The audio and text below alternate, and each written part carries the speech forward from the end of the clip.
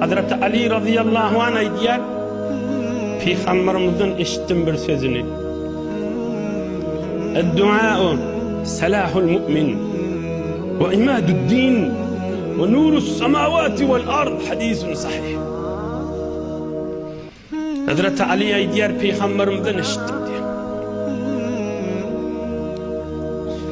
Dua etmek, yalvarmak, Hudaydan dilemek Müslümanın kılıcıdır, yarağıdır deyiptir. Yani yine mi? Yani ise de açık gelir.